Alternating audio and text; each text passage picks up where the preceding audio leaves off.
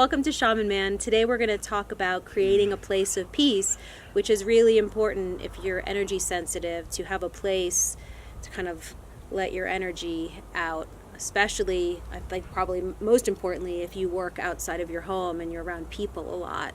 So we're going to talk about how you do that so that you don't get completely overwhelmed and then just like, Right, that's true.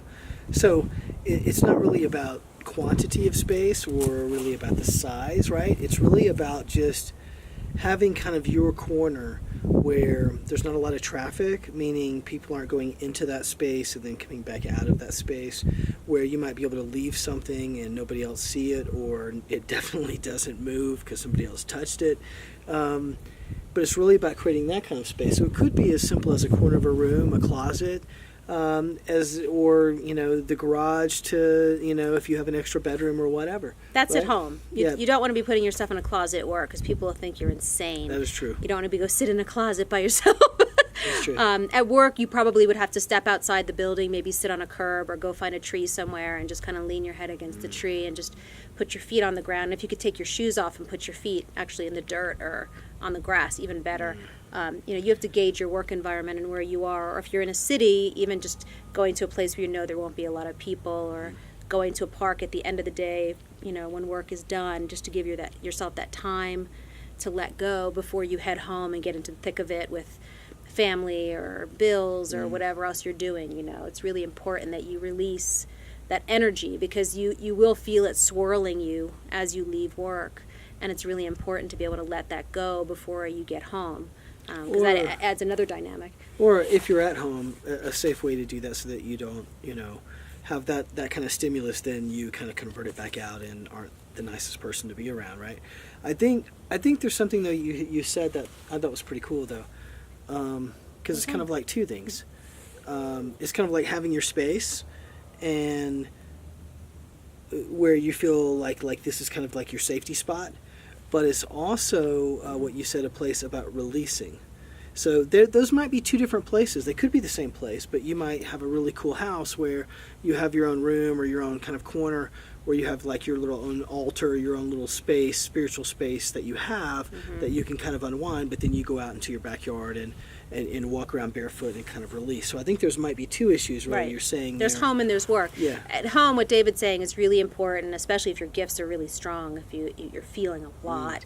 Having that consistency and knowing that your things are out and that no one touches them, and then that's your space, and that's been really key for David. I'm an intuitive, so for me that's not quite as important. I can kind of float and make whatever space is there my own when I need to. But for him, he's always had a room that's really his, like his office. Sometimes it's been a very small space, but he kind of puts his things out and has his books there, and that's like his place of peace. And so he'll just say, hey, I'm going to go sit in the office for a few minutes, and he'll just go in there and do what he does, meditate, put on music, just chill out, watch YouTube videos, whatever. But that's like his place to let go. And our kids do that in their rooms. Yeah, and the reason being is that what you're really trying to do, the whole purpose of this is for you not to try to game the system. This isn't about you living in some fake new age kumbaya, let's all hold hands and everything's going to be warm and fuzzy and nice. That's not what this is about. And it sure as hell is not about you being a victim and being like, I'm just going to take it. Like astrology, Mercury's in retrograde, this is going to happen, I'm just not going to do this or that until this gets through this cycle. That's not mastery either. We're not, all those things influence you. Yes. But this is about you recognizing what you need and then taking action to help yourself feel better. And so and knowing that if you keep your beingness up, if you are able to keep yourself up, everything around you comes up too. Right. If you allow all the stimulus, whatever that is, and that could be things seen and unseen, right, affect you and bring you way down, then you are not living up to your potential. And the reason you have these gifts is, and even though they may not feel like it a lot of times, but the reason you have these gifts is because you're worthy to have these gifts. You're worthy to carry these gifts. You just have to learn and earn the right to wield them. that's a very different thing. So, and that's really our whole purpose here, is just to give you ideas and tips, things that have worked for us, things that we work Tools. with others. They're more tools. Like, Yeah. we want to give you tools that you can use and try, and every Yeah. person's different. So it's trying different things. We try to give you a couple of different ideas so that you can test them yourself and see what feels best for you, because everyone is different. And it really also depends upon where you work and where you live and what your home life is like and what your work life is like. And where you are in the scale Right. of your And how much you're understanding taking and what you're feeling. So and all trying of those these things bit by bit, you can measure if you feel better. And then if you do, then you can say, well, what if I tried a little bit more? That's right. Or what if I could do this, instead of doing this once a week, what if every day after work I went to the park and put my feet That's in the right. grass? You know what I mean? And then this ties back into, how do you control your vibe, right? Right, So exactly. we hope this is helpful, Yeah.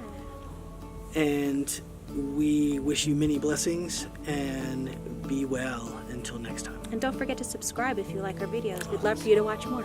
Yes, thank you. Thank you. Take care.